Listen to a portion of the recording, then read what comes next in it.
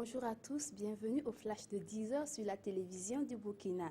Une journée nationale de réflexion sur la promotion des droits humains, du civisme et de la citoyenneté responsable au profit des élus locaux et des conseils régionaux. Des réflexions qui vont permettre à ces élus de promouvoir le civisme, les droits humains et la bonne gouvernance dans leur commune. Cette journée rentre dans le cadre de la 3e édition de la Semaine nationale de la promotion de la citoyenneté.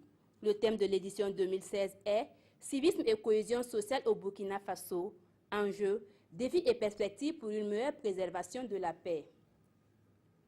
Une vingtaine de journalistes des médias publics et privés venus de diverses provinces du Burkina ont pris part à Ouagadougou à une session de formation. À l'ordre du jour, le reportage sensible au genre. Une formation qui vise à éclairer davantage le concept afin de motiver les participants à toujours intégrer l'approche genre dans le traitement de l'information. C'est aussi le lieu de révisiter les règles du journalisme afin qu'à travers les articles de presse, le citoyen sente le professionnalisme des journalistes. Les experts immobiliers se sont retrouvés les 2 et 3 décembre dernier à Ouagadougou pour relire le statut de la Chambre nationale des experts immobiliers du Burkina.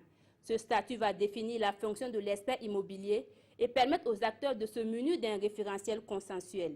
Il va également réduire les quiproquos en matière d'évaluation de la valeur des constructions immobilières.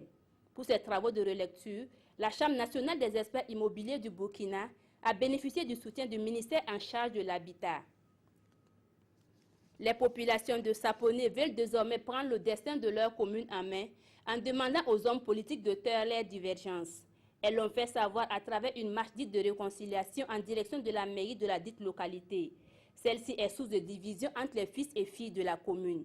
À l'hôtel de ville, les leaders de la manifestation ont remis une déclaration au maire dans laquelle ils fustigent l'attitude de la classe politique de Saponé. Après la défaite surprise du Gambien Yaya Jammeh à la présidentielle, c'est l'Angola qui sert un autre coup de théâtre ce vendredi. Le président angolais Eduardo dos Santos a décidé de ne pas se présenter en 2017.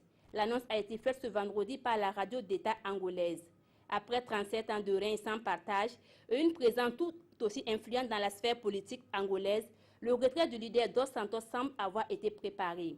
Il doit notamment céder sa place à la tête du parti à l'actuel ministre de la Défense.